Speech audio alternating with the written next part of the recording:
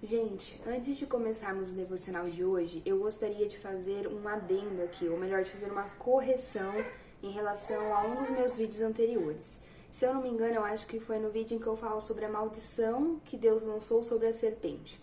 Lá eu dou a entender que Deus está amaldiçoando nessa parte que nós estamos meditando, que Deus estaria amaldiçoando a serpente, a mulher e o homem.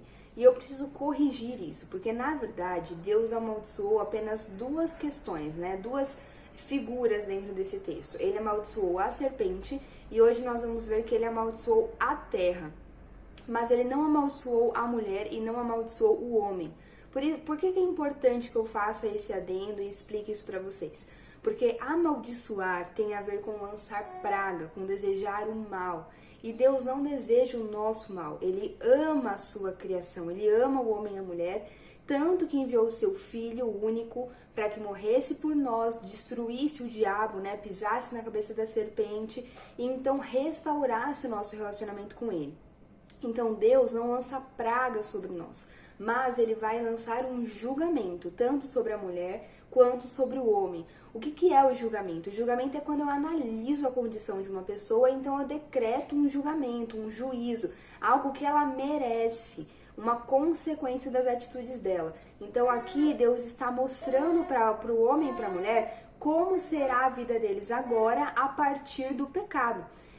Essa é a realidade. Ele está contando para a mulher e para o homem: olha, agora que vocês pecaram, agora que vocês escolheram ficar distante de mim e me desobedecer, vocês preferiram me desobedecer a conviver comigo, então agora essa será a realidade de vocês, é assim que vocês vão viver. Agora, em relação à serpente e em relação à terra, Deus de fato está lançando o mal sobre eles, tanto sobre a serpente quanto sobre a terra. Isso porque a serpente foi aquela que enganou a mulher, né, que usou da sua maldade e enganou e usou um discurso para enganar a mulher, e a terra porque ela está muito vinculada ao homem. Nós vamos falar sobre isso no vídeo de hoje. Então, tendo esclarecido essas coisas que são extremamente importantes, vamos para o nosso devocional. Eu quero convidar você a orar comigo neste momento. Pai, obrigada porque o Senhor tem cuidado de nós até aqui. Obrigada porque o Senhor nos deixou essa palavra revelada e essa palavra são as suas palavras. Conforme nós meditamos, conforme nós conhecemos as suas palavras, nós conhecemos a Ti, Senhor. Isso é maravilhoso. Pensar que existe um Deus tão grande, um Deus eterno, um Deus tão maior do que nós, que é majestoso, grandioso e glorioso e ainda assim é também um Deus pessoal, que conhece a minha história, que conhece a história de quem está assistindo e que ama cada um de nós de forma pessoal, de forma individual. Ama tanto a ponto de ter deixado registrado as suas palavras nesse livro para que nós tivéssemos acesso à verdade, para que nós tivéssemos acesso a muito do seu coração através dessas palavras. Eu te agradeço por isso, Senhor, de pensar que nós temos esse acesso e que nessas palavras encontramos a verdade, encontramos a paz e somos limpos e libertos daquilo que é terrível que habita no nosso coração. À medida que mergulhamos nas tuas escrituras, menos, ó Pai, daquilo que é terrível, que domina a nossa alma, começa a habitar dentro da gente. E mais de Ti, mais do Teu Espírito Santo. Eu te agradeço por isso e peço que nesse momento o Senhor conduza as minhas palavras e abra o coração de quem está assistindo. Que não seja só um mero conhecimento, Senhor, que não seja só para aprender alguma coisa e dizer que sabe, que não seja só mais um vídeo de tantos outros que a gente assiste que mais poluem a nossa mente pelo excesso de informações do que de fato nos trazem paz e nos trazem a verdade. Que esse vídeo, Senhor, possa ser como um abraço seu. Que esse vídeo, Senhor, possa ser uma nova revelação a respeito de quem Tu és. E que essa pessoa, Pai, não se limite a esse vídeo, mas busque por Ti, pessoal, individualmente, na casa dela, Senhor, no caminho dela, e que ela cresça e prossiga no conhecimento de quem Tu és. Esse é o meu desejo, em nome de Jesus. Amém. Gente, hoje nós vamos meditar no texto que está em Gênesis, capítulo 3, nós vamos ler do versículo 17 ao versículo 19. Deus agora está julgando o homem. Então nós já falamos sobre a maldição da serpente, nós já falamos sobre o julgamento sobre a mulher e agora nós vamos ver o julgamento sobre o homem. Ou seja, Deus está nos mostrando como a vida do homem será agora que ele se afastou do seu Criador. E olha o que ele vai dizer. E ao homem declarou: visto que você deu ouvidos à sua mulher e comeu do fruto da árvore da qual eu lhe ordenara que não comesse, maldita é a terra por sua causa. Com sofrimento você se alimentará dela todos os dias da sua vida. Deus começa esse julgamento dando a razão pela qual ele está julgando o homem. Porque o homem, quando ele aparece consciente da sua nudez diante de Deus, ele vai acusar o próprio Deus de ter dado a ele uma mulher que fez ele pecar. É como se Adão não reconhecesse o seu erro. Adão não reconhece o porquê ele estaria errado dentro dessa realidade. Deus, então, está mostrando para Adão, você está errado e eu estou colocando julgamento sobre você porque você se deixou ser levado pela sua mulher. Nós precisamos lembrar que Deus havia dito a Adão que ele não poderia comer daquele fruto. Era obrigação de Adão proteger o jardim.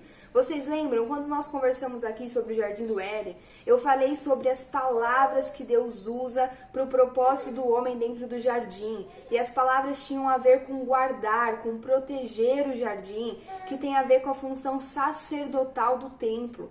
Então o homem, ele tinha a função de guardar esse lugar, de proteger esse lugar, que era praticamente uma figuração, uma representação do coração de Deus, um lugar de intimidade, um lugar onde Deus se encontrava com o homem e com a mulher. Adão tinha a obrigação e a responsabilidade de guardar este lugar, de cuidar para que nada de errado acontecesse. E o que acontece? Eu falei com vocês também no vídeo sobre a maldição lançada sobre a serpente, que o mal já existia fora do jardim, porque Lúcifer já tinha se rebelado, o mal já existia fora do jardim, e a serpente ela vai conseguir entrar no jardim para enganar Eva. Isso significa que a gente consegue ver aqui 2 períodos de omissão do homem, 2 períodos em que o homem falhou com a sua responsabilidade. O primeiro, ele permitiu a entrada da serpente porque ele não guardou o jardim como deveria. E ele deixou que a sua mulher fosse enganada porque ele não guardou a sua mulher, ele não protegeu a sua mulher. E a sua mulher então foi enganada. A Bíblia diz pra gente em 1 Timóteo capítulo 2, se eu não me engano, versículo 14 ou 13. Ele vai falar o seguinte, que o homem, que Adão, não foi enganado. Enganado foi enganado foi a mulher. A mulher foi enganada. Ela foi objeto ali da maldade da serpente, né? Que com seu discurso ali muito eloquente, muito intrigante, que usa bem as palavras, ela vai conseguir enganar a mulher e a mulher cai nesse pecado. Agora, o homem não foi enganado, o homem sabia muito bem o que estava fazendo. Então, o homem come do fruto conscientemente. Conscientemente, ele decide desobedecer a Deus. Conscientemente, ele decide, ele prefere ficar longe do seu Criador.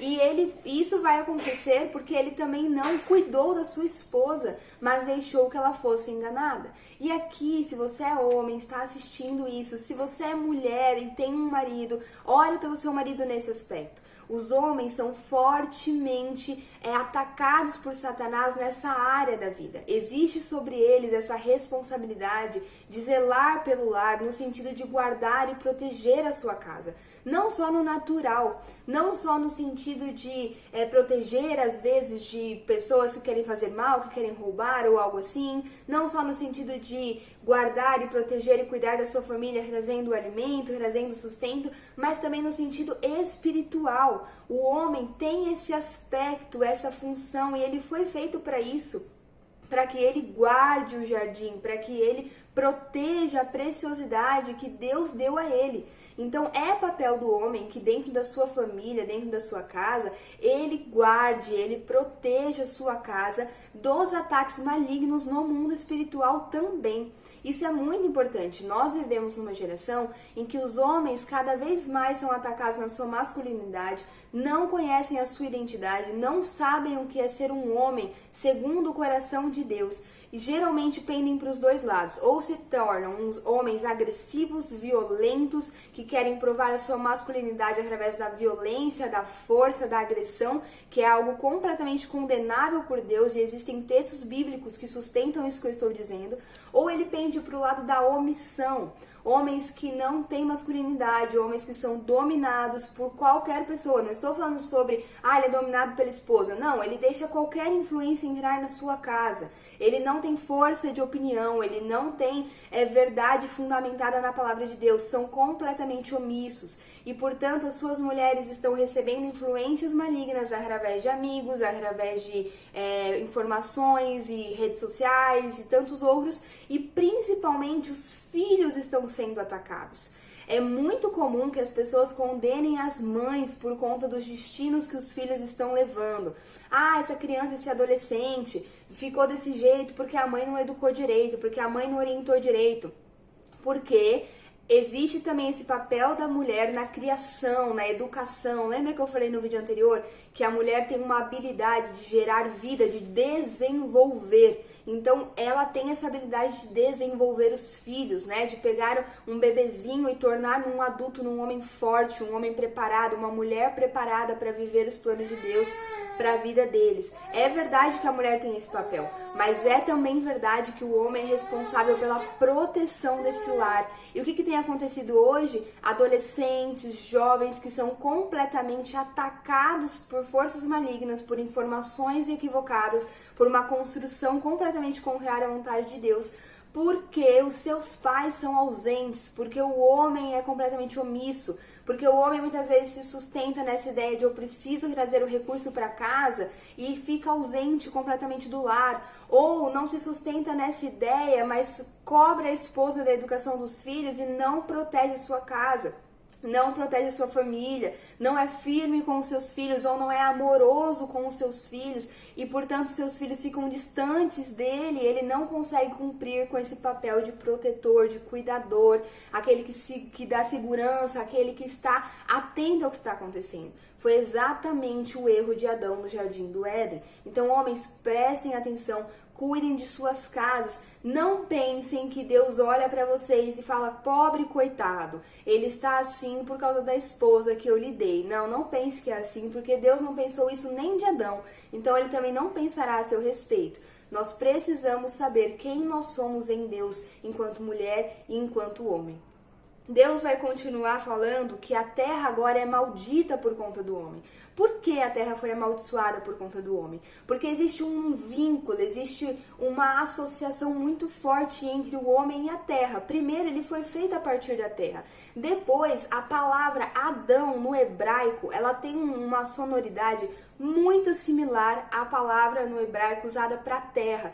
Isso mais uma vez reforça essa ideia de proximidade entre homem e terra. Terra, a gente está falando de solo, de criação, de natureza, do planeta, da criação de Deus. Existe uma correlação muito forte entre um e o outro.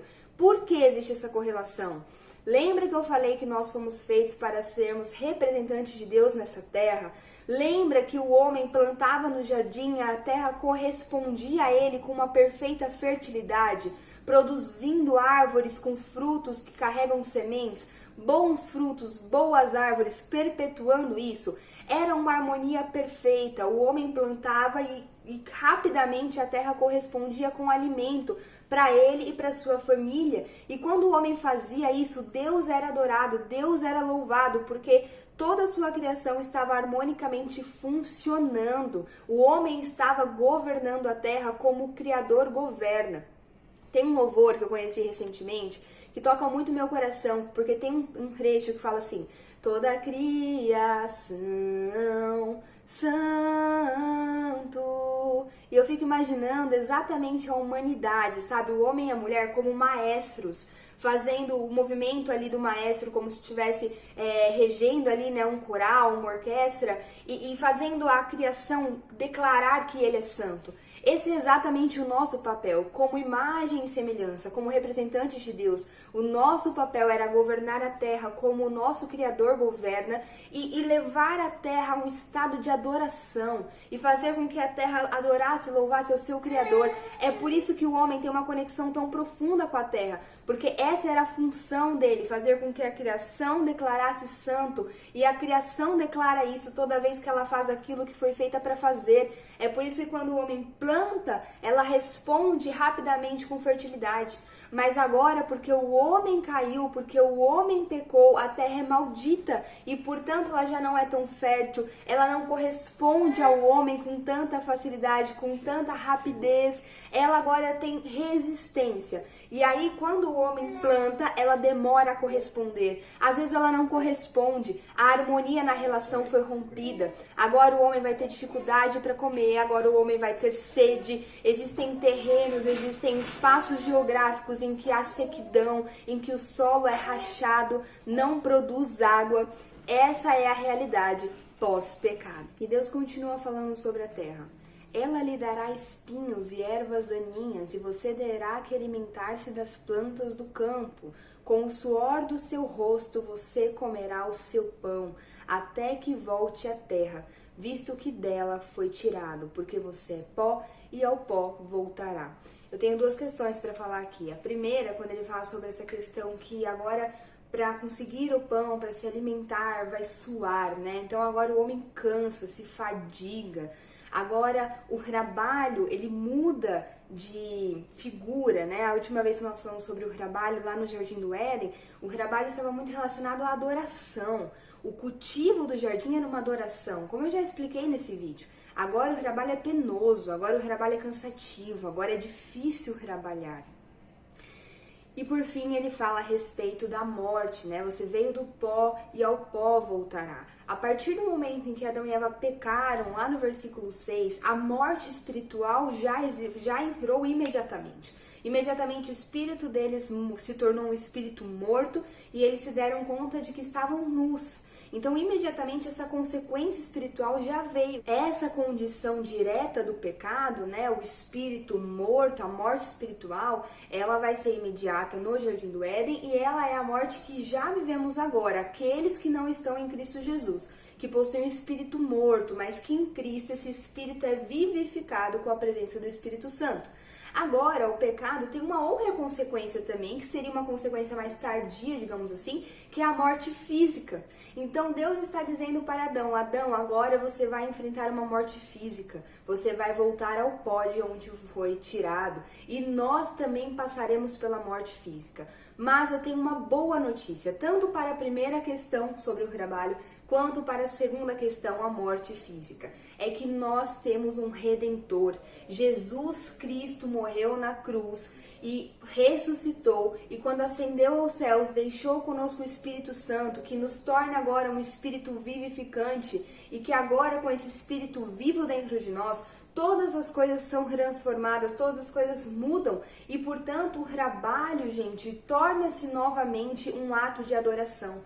Quando nós trabalhamos, seja lá qual for o seu ofício, desde que seja lícito, né, desde que seja um ofício que agrada ao coração de Deus, é um ato de adoração. Quando você cuida da sua casa, quando você faz uma refeição, quando você cuida dos seus filhos, quando você sai para trabalhar no escritório, quando você vende um produto, quando você trabalha de alguma forma para trazer o sustento para sua casa, é um ato de adoração. Ainda é penoso, mesmo que você ame seu trabalho, mesmo que tenha um propósito maravilhoso, ainda é penoso? Sim. Porque nós ainda estamos nesse processo de santificação, Jesus ainda não voltou, nós ainda temos um corpo que não é um corpo glorificado, então ele soa, ele cansa, ele precisa dormir, ele precisa parar, ele precisa repousar, mas aqueles que estão em Cristo já desfrutam nessa vida aqui de um trabalho que adora a Deus. Nós trabalhamos e entregamos isso como louvor e adoração. Deus recebe o nosso trabalho como uma adoração se esse trabalho é legítimo, se esse trabalho é digno, né? É algo que não contraria os mandamentos de Deus. Ele recebe isso como uma adoração, ainda que às vezes seja penoso. Então o trabalho, a imagem do trabalho também é mudada na nossa mentalidade quando nós estamos em Cristo Jesus e aguardamos pelo dia em que o Senhor voltará.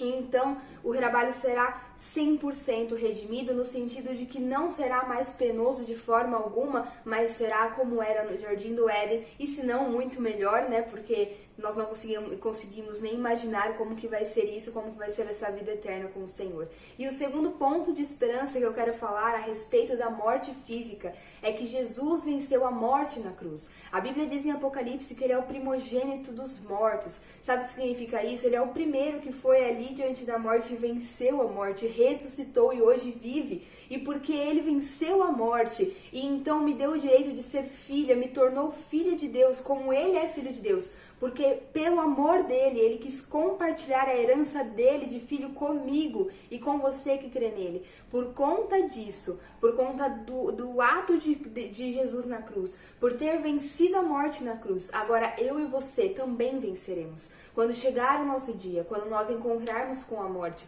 ela será o nosso último inimigo. Ela será o último vestígio dessa vida aqui que ainda tem a marca da queda. Será o último inimigo das nossas vidas. Nós vamos vencer esse último inimigo por conta do sangue de Cristo. E então viveremos a eternidade vivos. Não é só espírito, gente. Não é que você vai ser uma alminha para toda a eternidade. Não, você vai ser um novo corpo. Nós vamos viver, nós vamos vencer a morte, porque ele venceu, o primogênito dos mortos. Ele foi e venceu, e por conta dele agora nós iremos e venceremos.